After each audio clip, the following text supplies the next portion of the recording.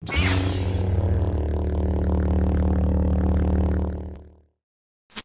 back, my friends, to the show that never ends. We're so glad you could attend. Come inside, come inside.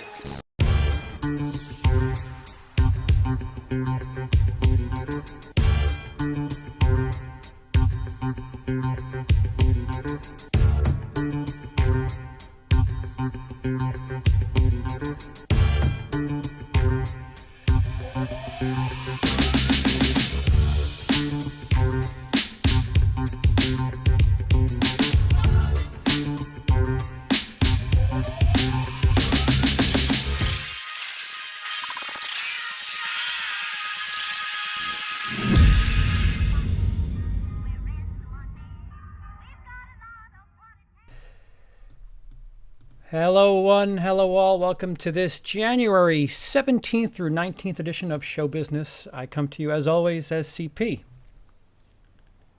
I am Jaime Fuego from The Horror Show and Infotainment.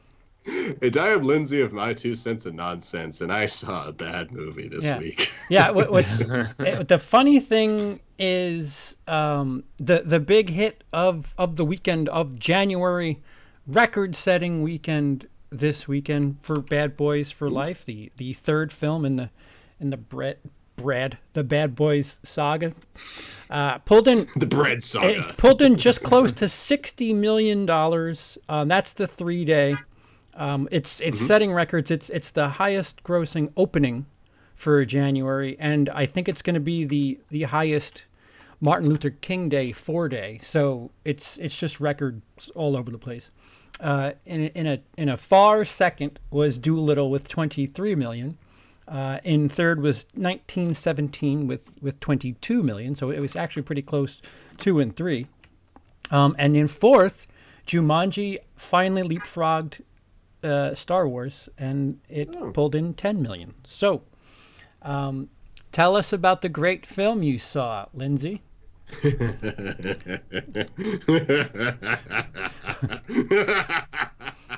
And it continues. It's just as bad, if not worse, than what you guys have heard. We're talking about Dolittle, right? It is. I guess I should say the movie, Dr. Dolittle. It's awkwardly slapped together, like scenes and character. They just don't feel like they go, but they were still there. There's Godfather references. There's the one French person in the movie, Marion Cotillard, says "Vive la Resistance" because she's French. And it actually has the worst ADR I have ever heard. For those that don't know, that the ADR ever. It's supposed to be for Robert Downey Jr. It happens twice, but it is very clearly obvious that the person who did it is not Robert Downey Jr. This is Universal again, isn't it? What do you mean? Universal made Dolittle, didn't they? Oh, I think so. Yeah. That's the second time. Disney. Yeah, this is. Yeah. Disney. Oh, it's Disney. It's not Universal. Yeah. Oh, is it? Are we sure? Can we get a fact on that? Because I want to say it's Universal, because that would be the second time we've had something like this within a month. Yeah, where something has been sent out where it has been not optimal. And I mean, it's a January release, so why not? If the movie's not ready, what Okay, yeah, it's Universal. See? I'm the dumbass. I was thinking of Jungle Cruise or something. I was thinking of the Eddie Murphy version, and I remember that being Universal. So Universal twice. I'm assuming consecutively now. Cats they sent out with issues, and now Dolittle they sent out with bad ADR. Oh, I'm sorry, Lindsey. You were gonna explain what ADR is. No, I mean it's just sometimes you need an extra line in there to make get something like handle a scene transition or explain something a little bit better, but you don't really have this footage, so you just kind of put the dialogue in to make it sound like someone's saying it. Like one of my favorite examples was Jessica Jones. They tried to do it once with a guy's mouth who was on screen, so you could see he wasn't talking. Yeah, because his mouth wasn't. Yeah, moving. Usually they'll like throw, like you could tell if you're watching videos You could see it on airplane cuts of movies Yes. where they'll like show a different shot where somebody's talking, and it's just like, why did we go to that shot for somebody speaking? And usually they're editing out a curse. So that's usually when ADR comes in. But yeah. Yeah, that's very true. An abbreviation for what? Additional dialogue recording, right? I believe. Yes. Audio dialogue. That's right. Yeah. There you go. Depends on who you ask. Yeah, and they did it. Well, I mean, every movie does it dozens of times. TV shows do it dozens of times. Like, it's a very common thing. There's nothing Us wrong YouTubers with it. do it quite a bit. Well, we don't have the budget. I guess we don't have their we budget. we do it very creatively if we don't have the money. Yeah, you mask it. You mask it with Yeah, when it sticks out like a sore thumb, though, that's when it's like especially awful. And from what you're saying, it seems like that was the case here. The first time it happened, it happened in such quick succession. I'm like, wait, who said that? The only person it could have been was Robert, but he wasn't on. Oh, but then it was Robert Downey Jr., even though it very obviously was not. I couldn't help but laugh. Wow. And it's not a funny movie, so getting a laugh is a big deal. Yeah. So. Yeah. See, from the trailers, it looked. Sorry. No. It's Robert Downey Jr. went and did the Joe Rogan show, and that's something that I watched. Because I'm a subscriber of Joe Rogan. I actually watch Joe Rogan. I don't listen to him. But seeing Robert Downey Jr. there, and he was basically plugging this, and it was just so odd to see him. I don't know. Everything about what's going on right now, it just doesn't make sense. I don't know why Robert Downey Jr.'s doing Dolittle. I don't know why. They spent $175 million. Did they spend that much? Is it? I mean, listen. $23 million. If Bad Boys for Life wasn't what it is, we'd be talking about Dolittle doing quite well. I mean, it leapfrogged 1917, so somebody's going to watch it. 23 million isn't a disaster by January standards. Yeah, it seemed like everything outperformed this weekend compared to the initial estimations. Dolittle overperformed. Bad Boys obviously really overperformed. But I don't know. I mean, just the chemistry between those two actors. I was rewatching Bad Boys 2 a few days ago with hopes of getting the chance to see it. But Mother's birthday, I went and saw Tool. There was just a lot going on this weekend, so I regrettably did not get out to the theater. But, I mean, just the charm of those two guys together, and they seem to have it still – despite 17 years later or whatever it is, in the trailers, it still seemed there in spades, and audiences obviously were down for that. And Michael Bay did not direct this one. He directed the first two, right? That's true. Yeah. Yeah, first two. Man, the second one is so Bay, it's like ridiculous. And they spent like $130 million on that movie in 2003. It's just, that movie is bonkers. And yet both of them made significant profits. And so I can't say that I'm that surprised. I mean, maybe Will Smith's shooting schedule, the fact that Martin Lawrence had been in like this essence of semi-retirement and whatever, so that probably factored into just getting the two of them together. But I mean, I'm sure we will eventually talk about it, but they've already greenlit a fourth film with the success both from critics and from audiences, and their delight with this one, and obviously the great cinema score, very popular with critics, and making lots of money, more so than anticipated. I mean, why the hell not, right? Fast track that shizzle. Fuego, do you have? I did not know they. Do you have the website open in the background? Me? Yeah. Do you have anything running on your computer? No. You're skipping a little bit. Nothing. Okay. Nothing at all except for Skype. Okay. All right. No qualm. If I have to, I'll just ask you to repeat yourself. No biggie. So I'll go to the record. Hold that thought, Lindsey. So this is for openings. This isn't a record for January weekends. Force Awakens pops up one or two times. Avatar pops up one or two times. There's a bunch of really big holdovers in January that have higher weekends, but this is the highest grossing January openings, and Bad Boys for Life more than cleared it by a third. 62.1 million. I don't know where that stat is because my stat for the weekend is 59. So this is going off thenumbers.com. Ride along. Yeah, I think it got adjusted to the 62.1, and then they're actually estimating for the 4-day because it made like another 70 11, or something, 12 million right. or something today. Yeah, over 70 for the 4-day, which is crazy. So. Yeah, and Ride Along is the second highest grossing January open with 41.5. Kung Fu Panda 3, 41.2. Glass, 40.3, Cloverfield and Split tied with 40 million, and Taken 3 with 39.2 million. I mean, when I read those names, I don't think heavy hitters whatsoever, but clearing them all by about 20 million, that there's something to be said for that, no? I mean, at the end of the day, we do remember this is Will Smith. Like, he may not be like 1990s Will Smith anymore, but he's still a draw. People they see his name, he's a star. They get interested, even if, he's got kind of a spotty track record. He's got that name. Just lately, like he's. Yeah. I mean, Gemini Man. I guess you could say that kind of tanked, but. I mean, Aladdin was very well received. It made tons of money. That was the one that surprised everybody. We all thought it was going to be total shite, and it was more enjoyable than I think a lot of people anticipated. I agree. So, and I'd say that was a lot of credit to him and his performance, doing something drastically different with and not trying to be Robin Williams. He just did his own thing. And I've heard a lot of people. I have yet to see Lion King from last year. I've heard a lot of people say Aladdin was better than Lion King. It's just.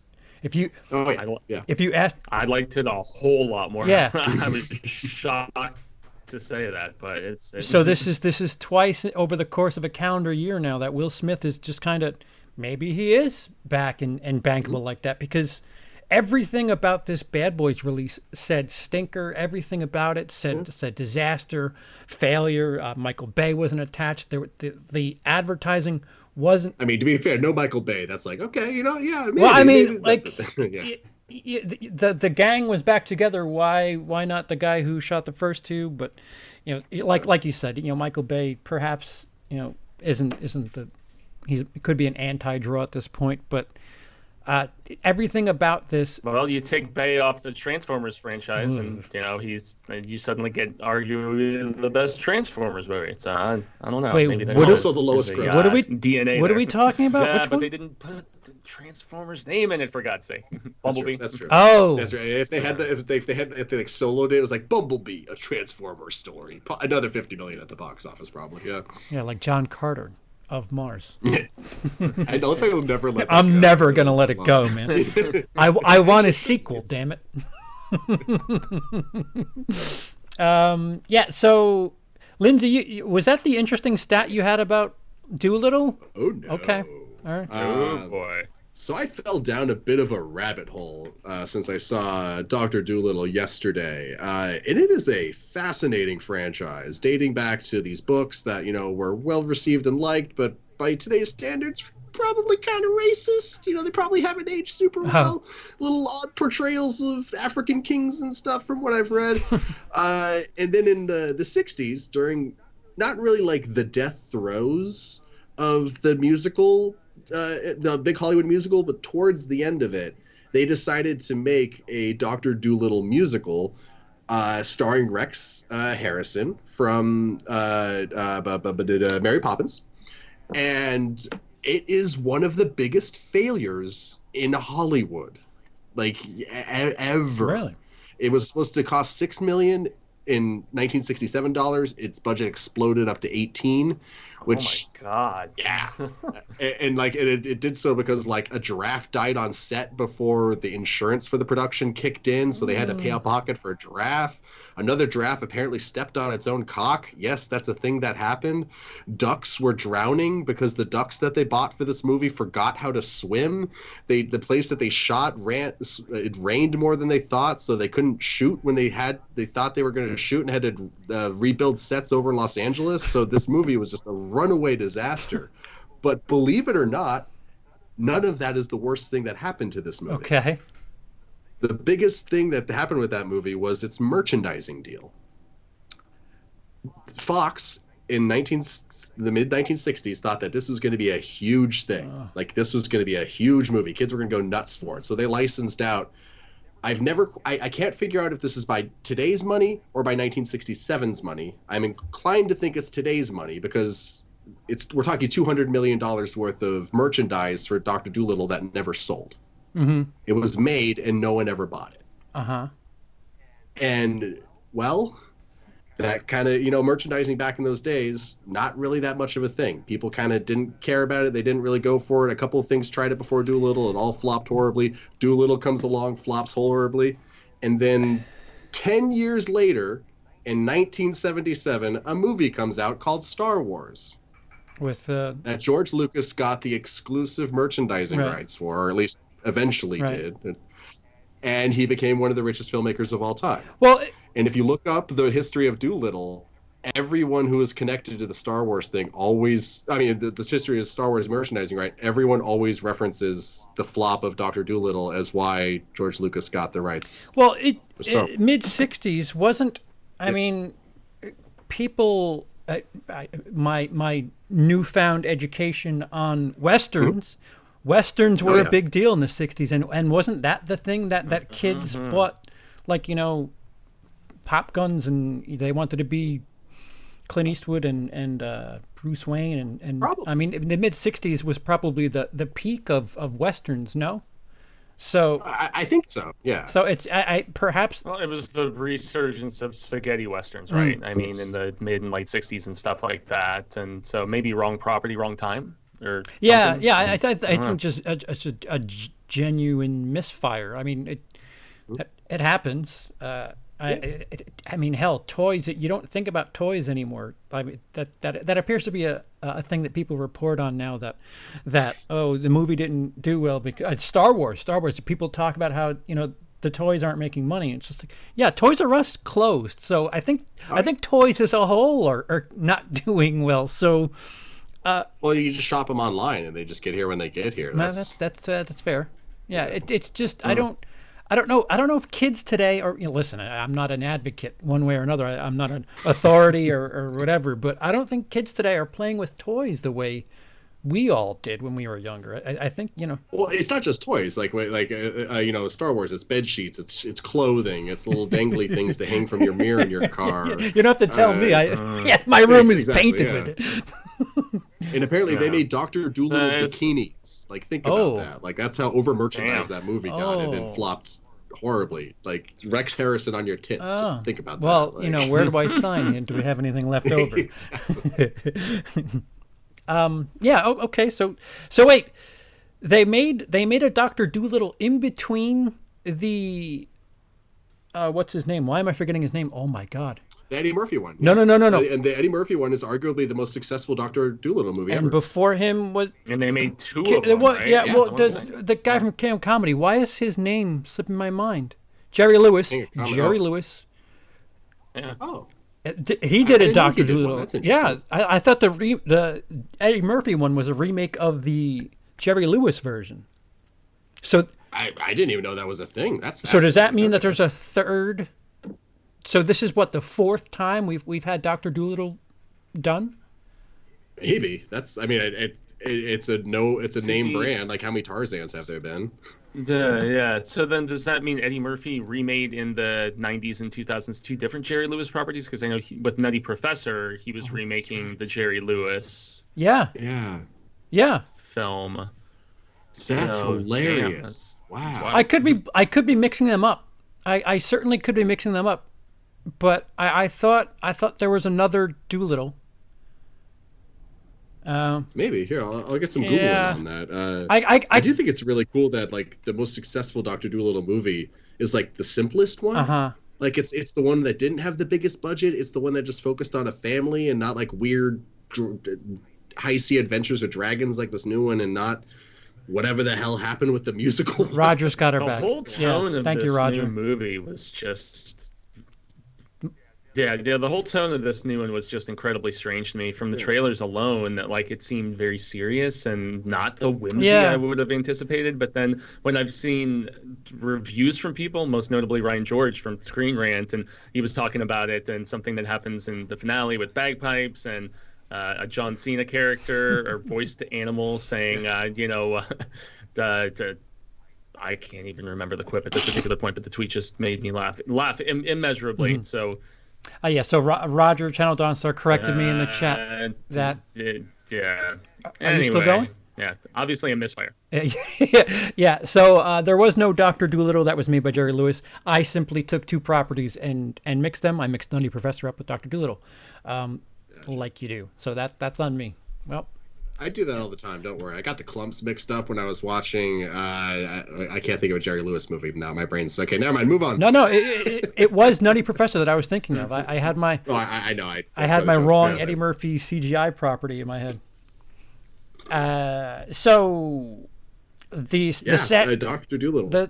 Do you have more stats for this abomination? No, I mean I could keep going. I could talk about how Rex Harrison was incredibly anti-Semitic on set, and everyone hated him, and no one wanted to work with him again ever afterwards. Yeah, maybe it was just a thing that they just wanted to forget. Jesus. And they like the production got sued because they used the stuff from a script that they weren't supposed to be using anymore. So that writer's like, hey, that's my thing. You owe me money. So like they got sued. Animals died. They hated the lead. The budget ballooned. Like everything that could go wrong with that movie did. Yeah. Jesus. Yeah. Sounds horrible. And they went and made several more. Do you have the SAG Awards from last night? I know Parasite set some records. Yeah, it won for ensemble. I mean, obviously everybody was tweeting about Aniston and Mr. Pitt having their little moment, but yeah. Aside from that, I mean, lots of the same winners that we have been seeing at both the the PGAs or the PAGs or whatever the hell they are. Because I know both the actors and the producers did their little award ceremonies over the course of the weekend, and a lot of the usual suspects continued their dominance. 1917 for Best Picture, Joaquin and Renee, and I mean it's looking more and more, unless the Oscars throw us some serious curveballs, that we kind of know a lot about what to anticipate. There's not as much, just like suspense and wonder. Well, who knows? We'll see. So the acting categories look like they're pretty tied up. Joaquin Phoenix is probably going to take Best Actor. I think so too. Brad Pitt might be our front runner for supporting. Lindsey, you got him in front of you yet? Yeah, I got him right here. Yeah, so the winners: Joaquin won Best Leading. Renee Zellweger won Best Leading Lady. Supporting was Brad. Supporting lady was Laura Dern and she was very good. Oh, in Marriage Story? Yeah, Okay. Like she had that. She towed that line between nice and sweet and like vicious. Like I dug it. That movie was way too real for me, but yeah, good job. Well, dude, I love your take on it too. Like that's the fact that you're able to describe it as real. Oh yeah, there was times where I was laughing, but inside I was crying, which is like, oh, this is totally legit. Subtitles below your face, screaming eternally. That's the average comedian, though, right? You're laughing on the outside and crying on the inside, man. Oh, jeez. So what did Parasite win? They won ensemble. Yeah, best outstanding cast, and I mean, ensemble. God, that cast was good. Everyone was just playing off each other. So I'm not. I mean, I want Parasite to win more. It won't, but I want it to win Best Picture so bad. Yeah. But, yeah, give it the acting awards. That's cool too. Lindsey, did you see Roma when it came out? I did not. I have not seen it actually. Fuego. I saw Roma. All right, so Fuego. Yeah. Compare Roma to Parasite, and what similarities are there, or what differences are there that we could expect, perhaps? Is there something that Parasite could buck a trend as far as the precedent set by Roma a couple of years back? Because it very similar. Nominated for Best Foreign Film, nominated for Best Picture, nominated in a bunch of other categories, and it seems to have very similar buzz for a non-American movie. Yeah, I think there's a similar level of buzz, and it's also like there's similarities as far as the amount of accolades that it's received, but really that's where the comparisons just go away because of the fact that they are so drastically different in tone. I would contend that Parasite is so much more audience accessible in comparison. It's much more enjoyable of a film, and that's not to slight Roma in any regard. Roma is a slow, sad film. I mean, we're talking about a cheating husband. We're talking about a woman who is impregnated and abandoned by her boyfriend. I mean, it's a sad, depressing movie. It's beautiful. it's one of those films that I don't know I would ever revisit. But Parasite is most definitely the kind of film that I want to watch again, and that I could see myself viewing multiple times. It's funny. There's nothing funny whatsoever about Roma. Yeah. It's a movie that it's climaxes too. It's a movie that truly, the best part is that the third act is the best part of Parasite. I would say. Oh yeah, it's the payoff of all the tension that's been built throughout. It's such a terrific film. The more I've thought about it, like I was like 3.5 to 4 when I walked out of theaters, and that's because of the burden of expectation, like I always talk about. But with further consideration, discussion, reading more articles, thinking about it, it's more in the like 4.5, maybe even closer to being like what I consider in Fuego film, like a 5-star film. It's that good, and I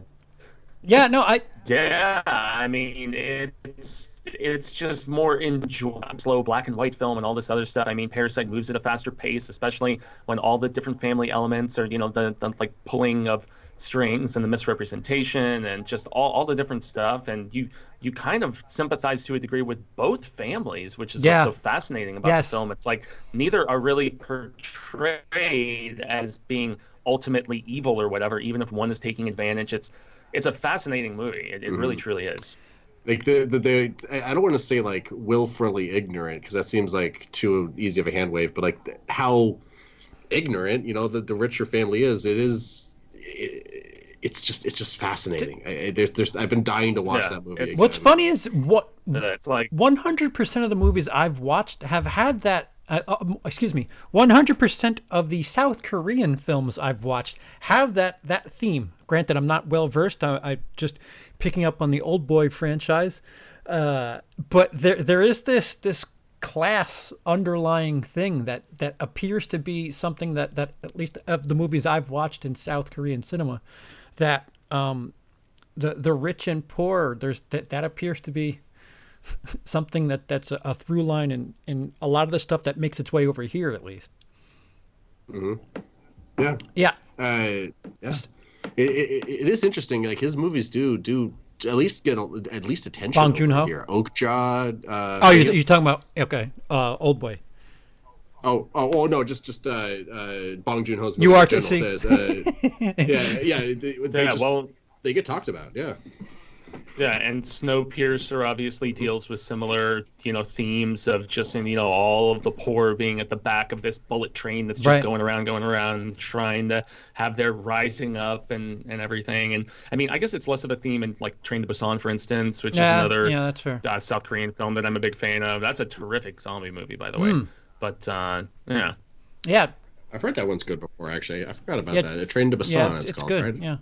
I just watched Lady Vengeance today, and I was, so far 100% of the South Korean movies I've watched, I've been thoroughly impressed by. It's a handful of movies, but still, I see. Wait, you're watching their top notch. Go find their Dr. Dolittle. I know. The stuff that's word of mouth is getting here, so it's just I'm really perhaps overtly rooting for Parasite in a number of categories. Like it's got to take foreign language. Like that's got to be a lock. I don't know how much genuine competition it could be for best feature, best director. I with that heavy loaded category, I'd really love to see it take best director. Like there's a lot about that movie. Like there's a bunch of categories where if it wins 2 Oscars, that'll be impressive. But I'm hoping for more, and I don't know if I'm being a homer or what. And this is in a year that DiCaprio is up. Well, that doesn't matter as far as DiCaprio is concerned. But DiCaprio, he's Tarantino, not winning it. It's just a stuffed year, and here I am like, oh yeah, but Parasite. Yeah, I think it has a good chance for screenplay. Honestly, I think another it's got stacked some category. Legitimate consideration there, but yeah, both adapted and original are super stacked. That's right. That's right. We shall see, I suppose. But so Joker. There was word like what was the Joaquin Phoenix gave a speech and he gave a shout out to Heath Ledger. Is that am I reading the hot take wrong? I mean, it makes sense that. You don't know? Like, okay. I'm a bad SAG member. Yeah, I what? didn't watch. Come on, man. No. You got to be a good saggy. I'm a horrible saggy. I'm sorry, guys. I'm just. Well, so what yeah. I've seen from, this is my perception of my Twitter feed, and this could be certainly not legit, but apparently Joaquin Phoenix attributed some of his success, or at least his role of the Joker, to Heath Ledger. All I know is somehow Heath Ledger was brought up in Joaquin Phoenix's acceptance speech. So there's that. Yeah, I did hear that as Okay. well. I just didn't see the actual likewise. an acceptance speech or anything like that. But it just makes sense because of the fact that, if another person portraying the Joker is going to actually win an Oscar, you definitely have to just give some credit and consideration and dedication to the person who paved the way for this character to be, I guess, less pulpy, and because as much as I love Nicholson's portrayal and, Mark Hamill on the animated series and stuff like that, there's just a different aspect of, like, I guess, gravitas brought with the Ledger performance. I still, because I'm such a comic book purist, prefer the Nicholson performance. Over I'm not Ledger? as hot on Ledger's. I do, Okay. but that's just me. It's probably a nostalgia, probably the fact that it was the first time I ever saw Joker. I saw that even before Cesar Romero, because after watching the Burton film, then I caught some Batman in syndication when I was a kid afterwards. The Adam West stuff. I'll piggyback. But Joaquin he's being smartly diplomatic in this case, I would say. Sure, I'll piggyback your sentiment to a slight degree. I feel like whenever I go back and watch Dark Knight, the performance is great. But in my head, I'm assisting that with that Hans Zimmer score. I'm thinking that high pitched, like, whining, that every time Joker's on screen, that score is just really assists the scenes. And mentally, I'd love to see if there's some sort of cut where there's no music behind it, and if it's as powerful then. But That'd be interesting. I do think that's a complete experience that the Dark Knight is, at least. All the bells and whistles are making it quite an experience. But yeah, I also think it was that a great script that they gave him too. Sure. It was a great script that they gave him too. Some of his lines, I mean, it's not. Whereas Joaquin was able to make the performance his own because there wasn't really much of a script, from what they've said countless times. They just Thank let God. him improv and just make it as weird and wonky or whatever as possible. I feel like Ledger, while his performance was definitely great and Oscar caliber, at least I feel like it had a lot to do with the team behind him in comparison with Joaquin, who was just able to do what he wanted, and he was able to make it more his own in that regard, as opposed to working from a very specific blueprint, like I think The Dark Knight had. So yeah. So the thing you just brought up, the screenplay apparently was kind of, fuck it, we'll do it as we go. Yet somehow it got nominated for adapted. Is that good or bad? Like it's just silly right. to me. I mean, it's just like, it's the most nominated film at the Oscars. It got 11 nominations. That's more than 1917 and The Irishman that both got 10. It's just the Joker is the most nominated. I mean, it was probably one of the most I like aggressively... Joker. No, I there's things the Joker don't like, but like it was probably just pushed aggressively on the voters, is how I feel like. Really? Just so like it just you know what I mean? Because like I feel like there's always that movie every year that just gets really pushed onto people, and like the callbacks to like the older style filmmaker Scorsese's work and stuff like that. Really, I don't want to discount Joaquin Phoenix's performance. It is a brilliant performance. Oh, yeah. I agree. There are just things where, like, I think it's a good movie. I think it's a good movie. Yeah. It's in my top 20, I think, of 2019. But hey, good for it to be the top out of 90 plus. So no, same for me. It's in my top 20. I think it was like 17. I think exactly where I have it. Like yeah, that, But when people go gaga for it, I'm just like, okay. I'm with you. I'm with you on the Joaquin Phoenix performance, but there's stuff that I don't know. I see a lot of theories about what the movie is and what it's about, and some of it, based on some of the theories I've seen, it seems to be a little bit weaker based on, like, the whole, the girlfriend was in his head. So my argument to that is, well, then the whole movie could be in his head, and that seems to get poo-pooed a bit. But then it's also like, so it's all in his head. Yeah. Okay. Yeah. So. No. I'm not saying that as a negative, but yeah. Oh yeah. But there are elements to. I mean, like, it takes something away. Like when there's television episodes and it was all a dream. That makes it worse. Why does it make it worse? It's still fiction regardless. But. So you're telling me that entire season of the Bob Newhart show meant nothing because of the fact that I'm just kidding. But yeah, like there's stuff that's being said about Joker that I don't think it's that brilliant. If that ends up being this year's Titanic, this year's Lord of the Rings, insert film that's won six plus Oscars here, like I'll. What is the record? Is 6 the record? I think isn't it 7, 10? There's a lot. Lord of the Rings, I think, has the record. Did Titanic win? How many did? Yeah, it's either Return of the King or Titanic, or it's got to be one of those Forrest Gump won.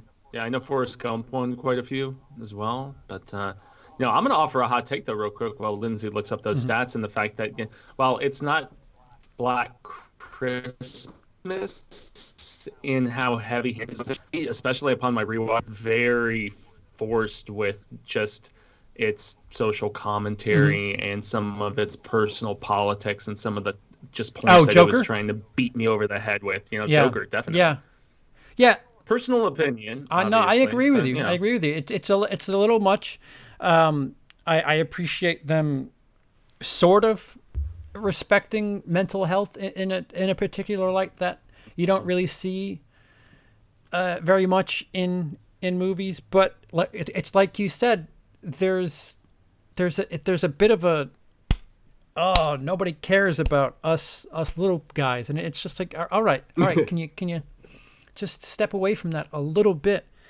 And it at times it feels like it's a validation for the way certain people feel, and I don't think that's what I don't want to think about that in stuff like this, especially stuff that's from a comic property. Like, that's the other thing too, that people are like, finally, recognition for stuff in the comic book genre, and I don't. I like, has something been robbed in the past that we're missing? Just a comic book type, a superhero property that's just been robbed of. I mean, I guess people would say Black Panther a couple of years back, but I mean, even that I thought was a very good Marvel formula movie. I wouldn't say that movie shines. I mean, it's here at the house. It's on the rack, unopened. I have no urge to watch it again. But it's like nothing about those kind of movies really jump out to me since Dark Knight, where I would think, that's head and shoulders above all other things in film this year. Perhaps I would have said Robert Downey Jr. in not in Endgame this year. Like, genuinely, if maybe they went to 10, I would genuinely think of Robert Downey Jr. because he had a hell of an arc in that movie. He did, yeah. And I know there was a campaign from Disney trying to lobby for supporting for a lot of those characters, and obviously none of them were nominated. And I think it was, as I mentioned, supporting. And as I looked at the supporting category for the Oscars, I like the Pitt performance a lot, but I can't say I love it. I don't know, for whatever reason, I identified with just the arc of DiCaprio's character and trying to find meaning and trying to figure out what the hell he's supposed to be doing. It was like Brad Pitt's just pretty much there. He's just hanging out, and chilling with his dog, trips on some acid, seems to have a pretty decent time. Not a lot really happens with him. And it's not as emotional. You know, his character is just fun-loving and just there. And I think the Pacino performance is my favorite of all the supporting. I still haven't watched Really? The Two Popes, and Okay. I need to make the time on Netflix to watch it. But I think Pitt, when it comes to, even if he didn't give the best performance per se, I feel like he's totally winning because all four of those other guys, Hanks, Pesci, Pacino, and Hopkins, have all won Oscars before. So I think that Pitt is pretty much like if there's any other acting category that's a lock, it's him. Yeah, I think Pitt's getting the IOU this year, regardless of whether or not he's owed it. Has he been kind of like he did with nominated a lot? DiCaprio just a few years ago with DiCaprio? You know, I mean, he had better performances in The Revenant, but the Oscars are notorious for this, where they give it to you as almost the consolation prize for a body of work as opposed to one specific performance you're getting it for. So unless you're Meryl Streep. Yeah. Meryl. Well, Brad Pitt was what? So I have numbers. By okay. The way. The 11 is the most any movies have ever won, and 3 movies have won them. Lord of the Rings is one of them, right? Yeah, Return of the King, Titanic, and we forgot Ben-Hur. Gone with the Wind. Oh, okay. Ben-Hur. Oops. Yeah. Okay. Yeah. Oops. I don't even know if Gone with the Wind is on the list. Man, actually, I didn't see it. No, it's not. I can't believe that 2016 Ben-Hur did that well. That's I know, right? When you have the freaking Xerxes Jesus in that movie, it won 11 Oscars. It's insane. Oh, oopsie. Yeah, obviously we're kidding.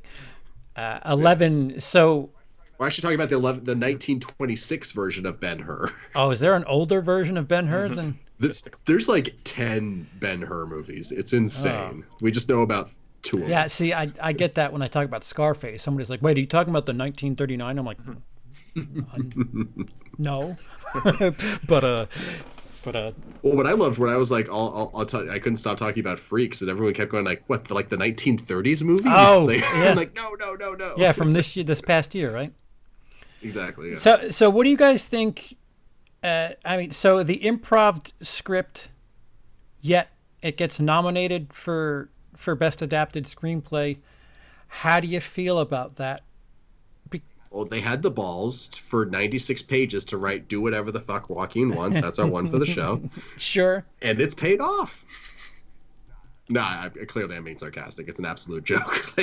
Okay. We're talking about a movie that says, "Look, I don't want to make a political opinion," and then immediately gives a hyper political opinion. Yeah. Like, it's a terrible script. I'm sorry. It really, truly is. The best parts of this movie are the performance by Joaquin and like, who's the guy in the mental hospital who's like giving him the package with the information on him and his mom? Oh, yeah. I really like that guy in that movie. It's a small little scene, but that dude owns it. His dialogue isn't even that good. He's just really in the moment. I need to rewatch that. Oh. I mean, I do too, but I really have no interest in seeing it. Yeah, that's the scene where you find out just how warped his mother actually is as well, and you know, the abuse and all that different stuff. And so yeah, and it's all in the guy's face. Like, he just looks down and he looks up at him, and it's like, oh, you just said so much with that look. Yeah.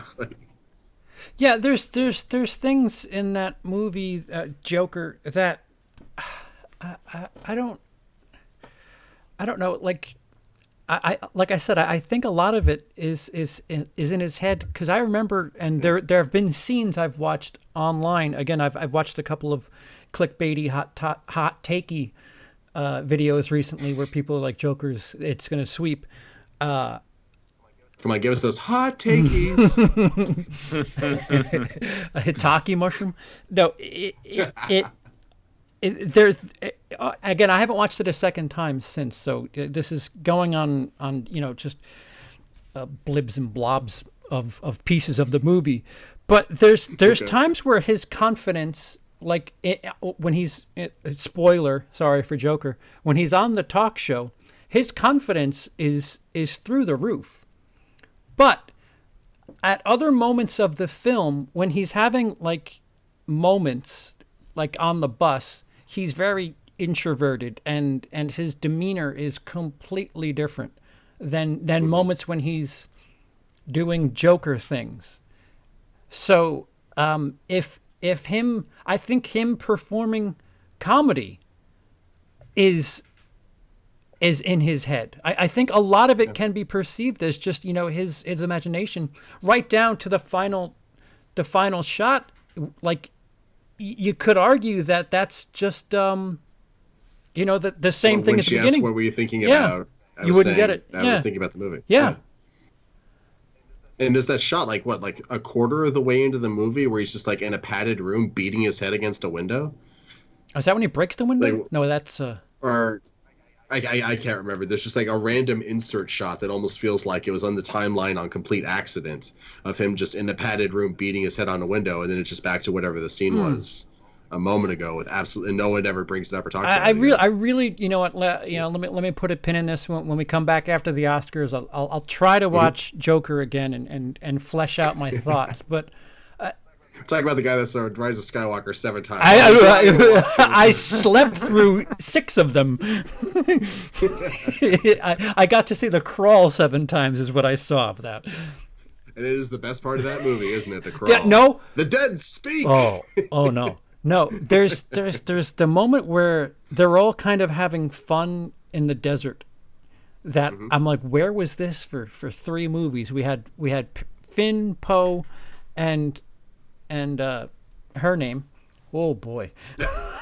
What is her name? Daisy. No. Ray. Ray. Yeah. I almost said Rayleigh. I'm like, where does that I'm like, Rose? Yeah. See, it stuck with me. But like, Kelly Marie Tran pops her head in. Hey guys, you need me now? No. Go back. Go back. Yeah. Well, like, she was so wasted in that movie. Anyway, their back and forth was like it felt like Han, Leia, and Luke. Like like when they were bickering back and forth. Oh, you were a spice dealer? Yeah. Were you a stormtrooper? Oh, yeah. You were a whatever the hell Ray was. Like it was a neat little. I'm like, oh, I feel like these people are around each other a lot, and they're just being snippy. This is a nice touch. What the hell happened to the rest of this? My 3 favorite moments in Rise of Skywalker are the Emperor nuking all the spaceships. A good sound thing too. Yeah, that was a nice. Yes, that was a nice very sound. good sound right there. The moment you're talking about, and then the moment after the Millennium Falcon hyperspace skipping, where Rey's like, "You can't skip the Falcon." He's like, "Well, I did." Yeah. He's like, "No, but you can't." Yeah, but I did, and we're here. It's like, that seems hilarious. Yeah.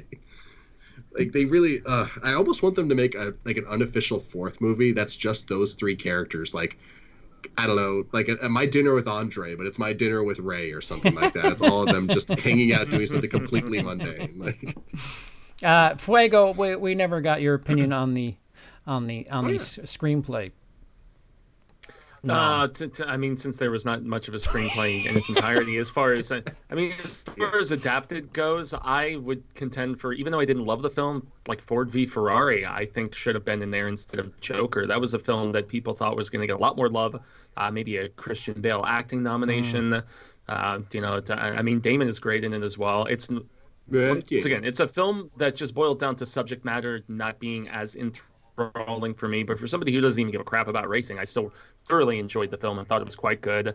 There's a documentary that came out in the last year about the same, just the Americans trying to topple the Italians in that particular French race and stuff. And so that's one that I think probably should have been in there instead of Joker. I would contend The Farewell, but I'm pretty sure that was based on an original idea as opposed to adapting something previous that the writer and director had done before. So, but yeah, I don't think Joker. I think it's just the whole landslide aspect and the whole snowball down all that stuff. And you get a nomination, and we're gonna the whole Oprah thing. Like, let's just nominate everything for this movie, and just kind of do it up like that. But no, I don't think it's deserving in this regard. Unfortunately, this is a performance, that is amazing and really not much beyond that, at least for me. I feel a lot of Academy members, they just wanted to be like, oh, I'm in the Academy, I vote on the Oscars. And so when it comes time to voting, they're like, I don't know, what movie the Joker costume was cool. Yeah, Joker for costume too. Like, wait, let me read off. I had it before. Wait, was it actually for costume? It was the first thing to pop in my costume head. Design. Best film, adapted screenplay, best director, lead actor, cinematography, film editing, sound mixing, original score, makeup and hair, costume design, makeup and hair. I'll give it editing. Like, I mean, as much as I'm annoyed by that shot, it is so seamless, like into the padded room, head beating and out again. I need to watch it again.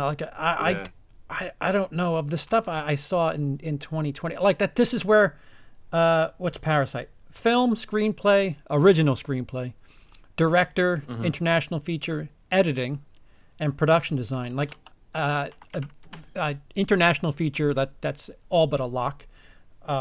Director, I'd really like to see Parasite win director.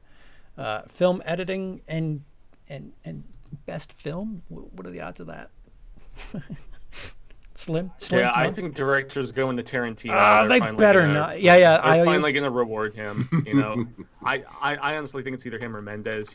But I think 1970. The Academy is going to give Tarantino his due. In that regard. I mean, as far as adapted goes, though, I'm really pulling for JoJo, guys. Oh, absolutely. Really, since I don't think it's going to win a lot of awards, and it didn't even get nominated for a large amount. A lot of people thought Taika was snubbed by not getting. I mean, everybody's talking about Greta and Taika not getting nominated in that category, because you had to put Scorsese in there, and then just all this different stuff. That's another thing that's kind of. Yeah, I'm hoping JoJo to win something. I agree. It's the movie of 2019 for me. Parasite and JoJo are 2019. Knives Out. I close, very much. Close. And Knives Out. Okay, those three. Yeah, Knives Out, Parasite, and JoJo are 2019. And Knives Out, which only got one nomination, and that doesn't have a chance to win for original screenplay. No way. That's like their little consolation award. They're like, well, we'll give you something. I mean, Ana de Armas didn't get the acting nomination like a lot of people thought she might. And, right. And Kathy. Yeah, and Kathy Bates is in there for Richard Jewell, and people are crying about J-Lo not being in there, and just Adam Sandler and a few others like that. But I don't know. I think there's bigger snubs. So. I will say the Anna one gets me. I did watch part of Knives Out again because I've got a screener for it, and that scene where Anna, that's the legal way to watch it. You're a saggy. I forgot about that. Yeah. I got my saggy Knives Out, and that scene where she realizes that. Her mistake, like I don't want to spoilers, but when she realizes it was not the thing she thought it was, just the slow realization on her face, and like she's trying to she's just so good. Yeah. She's so goddamn good. It'll get her more work. It'll get her more serious. Consideration. Luke Razorwire Reviews brought up.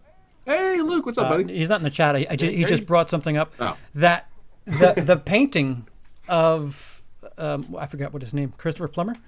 The painting of him is different in the beginning and end of the movie, and he made a note of that. And it's the first time I actually noticed. I haven't watched, again, all these movies. They're not out yet, so I haven't really watched them a second time.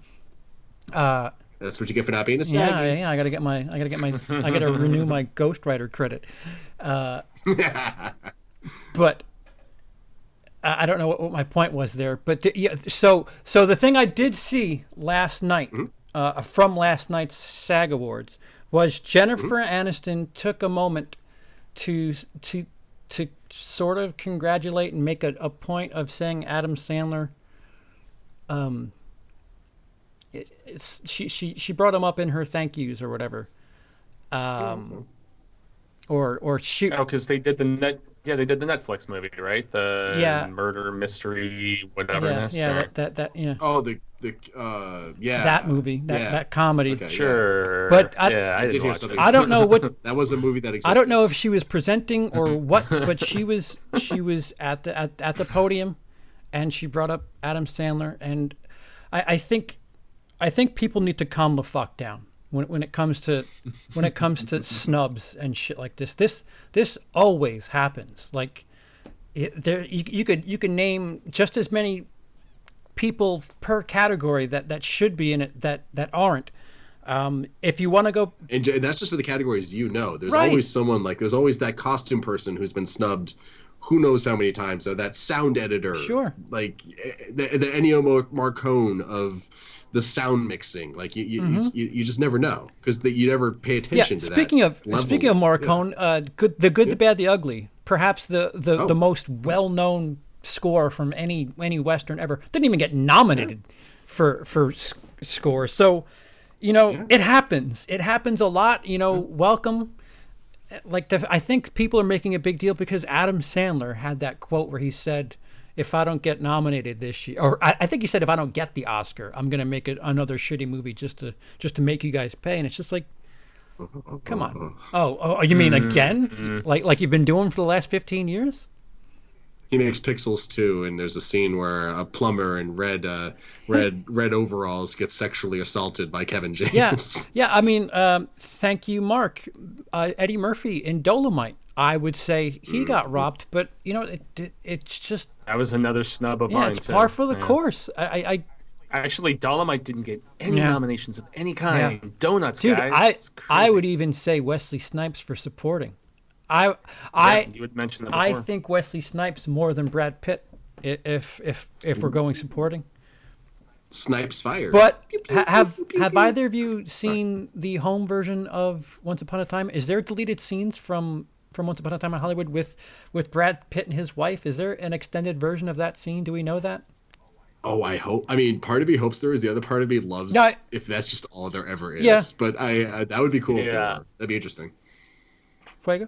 I haven't purchased it yet, but I have looked at the Blu-ray in quite a few stores over the last couple weeks since it's been out. And yes, there's I think maybe a dozen deleted scenes, although they're separated. It's not that extended cut that they briefly showed in theaters, unfortunately, that I'm really disappointed I missed and didn't go and see, because they put an extended cut for a limited engagement in theaters, and it was like 30 minutes longer. Yeah. So, and then he contends he has a 4-hour cut too. So Enough. Tarantino, man. Enough who with the these hell knows directors him? teasing these multiple cuts.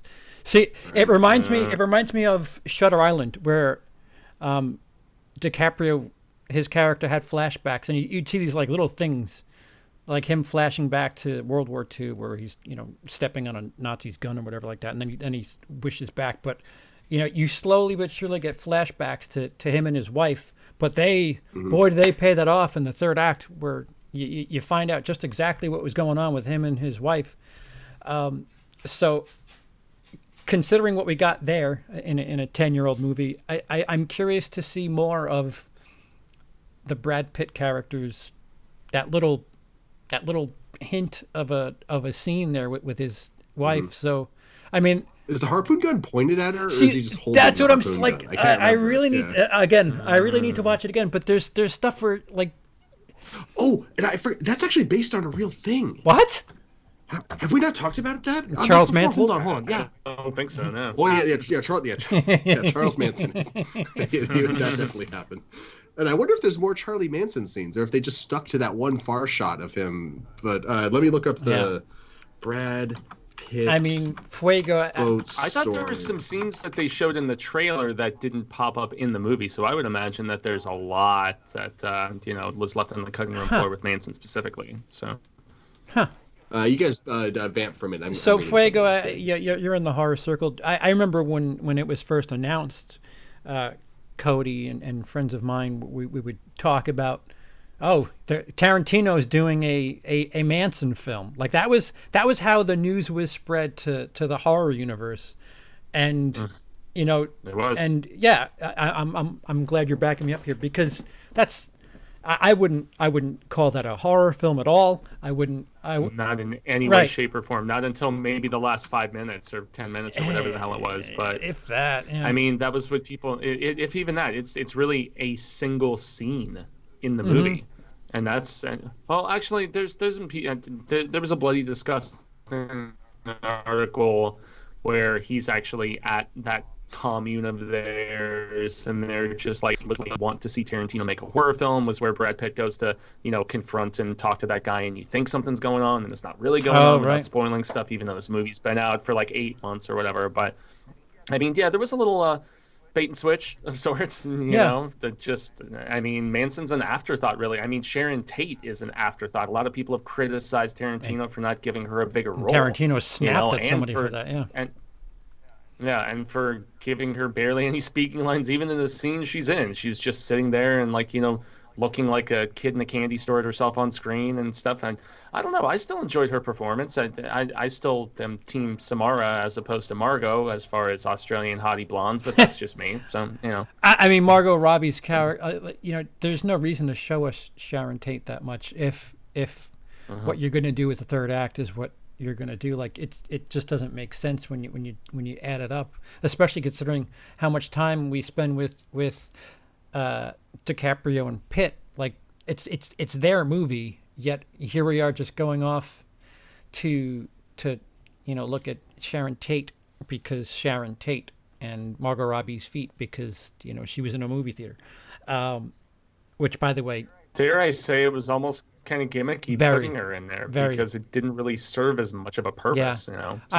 I've read arguments that people have said, well, Inglourious Bastards things were changed and stuff like that, and I don't think that argument can be had because Inglourious Bastards it was Adolf Hitler who was running the war that they were fighting in. It's not it's not somebody's neighbor in a film.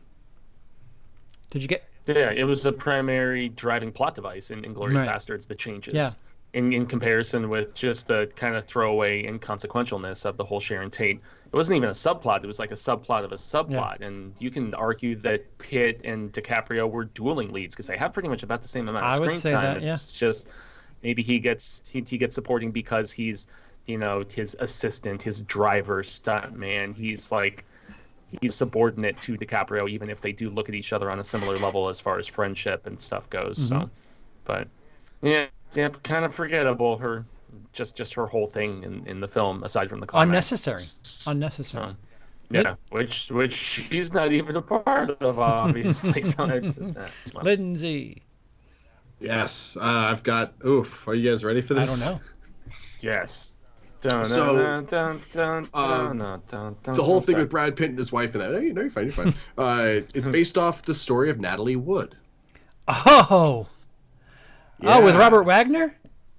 Yeah. Oh. So just to inform everyone, the story of Natalie Wood was, she was an actress, very prominent. She was married to Robert Wagner, another Hollywood person. Let me front load this. She did not like to swim. She didn't like water. That needs to be said up front. But go ahead. Oh, really? Is that a thing about Natalie Wood? Yes, she was afraid of water. So go ahead, finish your story, because it's... No, that's a fascinating tidbit to throw out before the things I'm about to say. So Natalie was shooting a movie, Brainstorm, off of Catalina, and she was hanging out on a boat with Robert Wagner and Christopher Walken, and the captain of the boat, Dennis DeVaron, and we don't really know what happened, but everyone was drinking and hanging out, and somehow Natalie Wood ended up in the water and found dead, drowned the next day, like a lifeboat nearby, but I guess she fell off it or couldn't. I don't know. But apparently the case has been opened multiple times. They investigated. They sure she was drunk, she fell off the boat, whatever. But then, in 2011, the captain of the boat, DeVaron, said he lied about it. Robert Wagner and Natalie Wood having an argument that night. And then in 2012 and 13, and it was reopened again, and then in 2018. So people keep going back to this case. So that might be why. Yeah, for a city that loves to tell stories, when they have interesting ones, they really don't like talking about that shit, huh? I think that Christopher Walken was there too. That's even crazy. Yeah. She hated swimming. She had an immense fear of swimming. Pete in the chat said she almost drowned as a kid. So what are they doing taking her out on a boat? Is my first question, and she was found to have a 0.14% alcohol, which is high. Way off the charts, along with not blood killers, painkillers. Painkillers, thank you. And painkillers, there we go. Well, blood killers. They just kill your blood and you're left with water and you're fine. Just don't worry about it. So yeah, something happened there. I don't know what. Hopefully it was just a horrible accident, but holy shit, this is a crazy story. Well, yeah. So that's interesting. So I guess the assumption, if they very pretty too. Oh my god. Yeah. If they had alluded to that, sorry, if they had alluded to that, I would have probably enjoyed that scene a little bit more. I guess the question is, how much do you lay it on when you're doing something like that? Yeah. So should they have said offhandedly, "Oh, Brad Pitt, your wife, Natalie," and the way she mysteriously died? Well, yeah, the fact that they're on a boat really, really kind of opens it up. Now it's oh, okay, all right. So maybe I'm okay not knowing how that went down. That could just be a straight homage to even Robert Wagner too. That's really. See, now I want to watch that again. So. Me too. Actually, I really want to watch it again. So do we have any news for this week? There was something. Wasn't there? I mean, speaking of Taika, who we were talking about for George Melico. One of the big breaking news stories in the last few days since we did our what we were on Wednesday, if I recall correctly. And Taika is rumored to be in line to direct a Star Wars film. So he had directed the final episode of the first season of The Mandalorian. Very well directed. He's got all of his accolades, and both from critics and from audience goers, and in between Thor Ragnarok and What We Do in the Shadows and JoJo now and all this stuff. Yeah, apparently they're eyeing him to direct a Star Wars film as opposed to just additional episodes of Mando. So, are you guys down with this idea, or do you think Mando featuring Baby Yoda? Sorry. Would he bring just a little too much whimsy, or do you think he could really find the right tone and balance and stuff?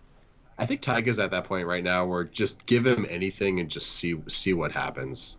Like he's had so many successes. Just seriously, give him his wildest fantasy, whatever that is. And I know these never work out. I know they're almost always horrible, but I kind of want to see what Tyga's unlimited budget movie would be. Yeah. I don't know, like who's running Star Wars at that point, because that's a question. I don't know how I feel about that, because Solo, they very famously were all handsy about how that was made, and look what happened with that. But hopefully they learned. Well, on the opposite side, they gave the keys to the kingdom to Last Jedi, and that wasn't a middle of a trilogy movie. However you feel about the movie, it kind of ended. It did. The credits rolled. The movie stopped. It's a very, for as much as I talk about this with Hollywood, I say, just make one movie, and don't worry about planning for the future. You go back, and especially now, you look at Last Jedi, and it's this weird movie that just kind of its own thing that really kind of ends and wraps things up. There's no real lead in. There's no cliffhanger. It kind of ends with a bit of a. Well, does it end, or does it kind of take it into a new direction? Because it seems like it's really supposed to be about Rey versus Kylo at that end. Yeah. And that's what I got out of it. Kylo was going to scour the galaxy and wipe out anything and everything Jedi or Sith related, and Rey was going to try and hold on to it in some capacity, and it was going to become a battle of the will of the past. At least that's what right. All right. Well, so regardless, they gave Rian Johnson the keys to the kingdom. Yes. Yes. Despite what people say on the internet, the movie made money. It made $10. Yeah, they over adjusted due to the backlash, and we got whatever the hell you want to call Rise of Skywalker. So I don't know. I would say that Disney's pretty rattled right now when it comes to, Lucasfilm is pretty rattled right now when it comes to their product. Mandalorian, whatever you did for this first season, just do that again. If you want to give, give Jon Favreau the keys to that. Have him work with Dave Filoni a bit, whatever. Don't change whatever you're doing with Mandalorian. But when it comes to the movies, I want to know how much freedom the directors are having, and are you if it's just one movie, I guess it's fine. It'd be really nice to have Taika's, his blend of humor. Thor, that was a hell of a good time, and Jojo Rabbit, what he did incredibly was balanced fun and drama in that movie. It's a really shitty time for a lot of people with the backdrop. It's a weird time to be a Nazi. Yeah. and he achieves these tone shifts really well. So.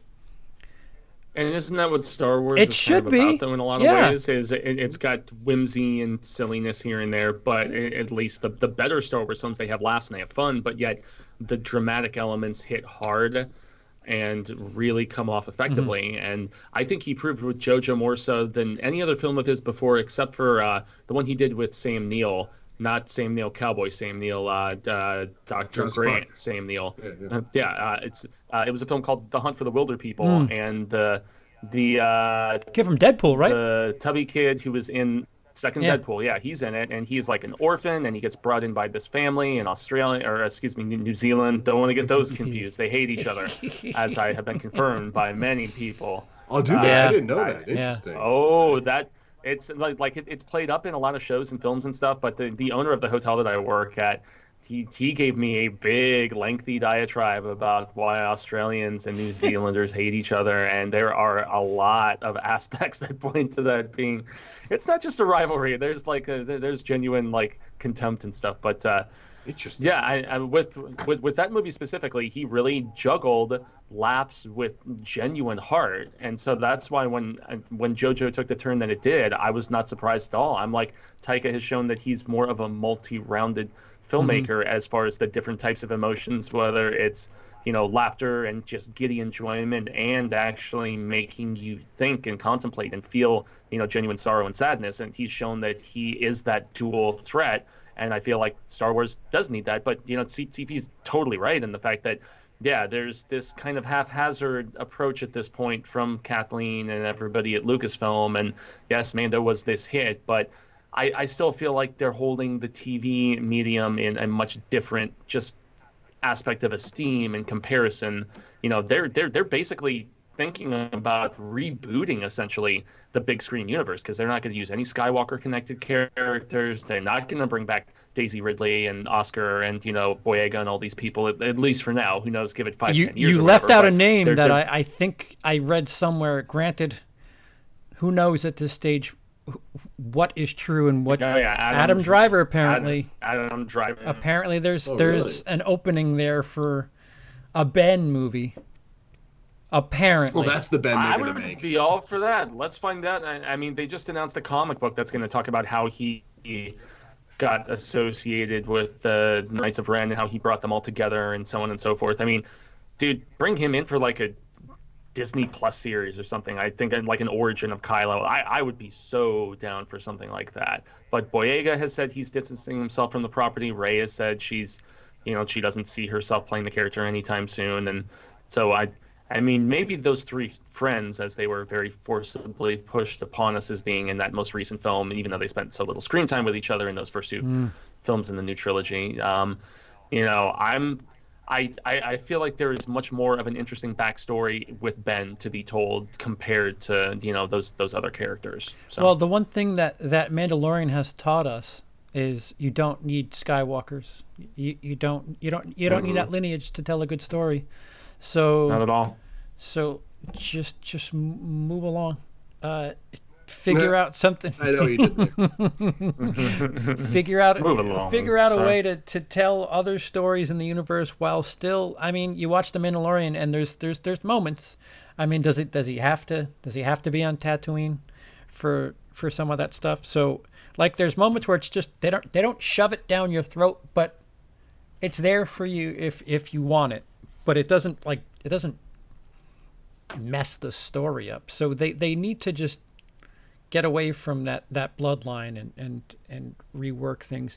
Talk to whoever the hell did all of Marvel for them, because that was a hell of a long game they had from Iron Man to Avengers Endgame. And if they want to make formula movies with the Star Wars backdrop, then that's one thing, but it just seems so all over the place. The further away I get from the sequel trilogy, the more I'm like, man, that was such a wasted opportunity, because Force Awakens, however you feel about the sequel trilogy, however you feel about the Force Awakens is probably the most well received of the three. Financially and critically, right. I think. Well, I mean, maybe Last Jedi. I know critics loved it and fans were, not so big into it. So I mean, I think if you were to ask 20 Star Wars fans, of the sequel trilogy, which do you prefer? I would say at least 10 would probably take Force Awakens. At least half. I don't know. Some people would take Rise and especially fans, maybe less for Last Jedi. So with that in mind, you look at Force Awakens and sure, is it very safe, very samey, very retready? Yes, but they really set the table for something that looking back now, they dropped the ball. Damn. Well, it was this weird obsession they had for like to wrap all the trilogies up into one cohesive thing, as opposed to just making more Star Wars. Like I've never understood why that was so hard. Like, you have the original characters in there, you pay tribute. Why does the point of this sequel trilogy need to be, isn't Star Wars awesome? Look, the things from Star Wars that you love are back. Force Awakens has very interesting characters in it. A lot of original new characters in it. Last Jedi does, and hell, there's even a couple in Rise of Skywalker. But it's just such a shallow thing to have done with Star Wars. They're three different movies. Yeah. That too. Of the three trilogies that we have in Star Wars, the sequel trilogy is one where I'm like, they don't connect very well, and that's a shame. Fuego.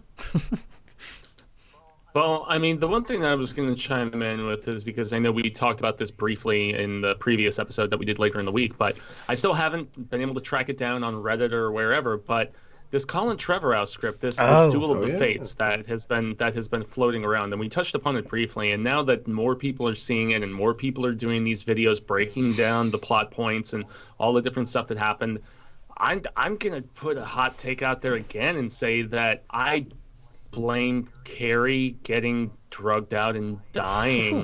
You could have left out that first part of the sentence. Yeah. Well, she died essentially of an overdose. She wanted a smooth we all plane know this, ride. And it's sad.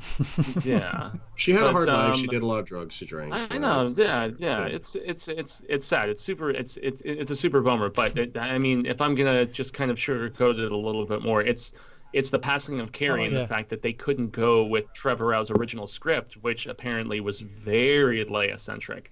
And we've all been chastising Disney for not having a plan. Well, they kind of did have a plan. The more I think about it and the more I hear about this other script and the fact that, yes, I mean, Ryan did a lot of stuff very differently than how JJ probably would have wanted it to be. But I feel like everything I heard about Colin's script kind of like it made sense as far as a progression goes, and trying to align itself with both of those previous movies in a more natural fashion, but also give more of a full, all the trilogies together sort of alignment as well. Because, I mean, the big battle at the end of that film, it doesn't take place in the outer regions or, whatever. It takes place above Coruscant, and Coruscant is first order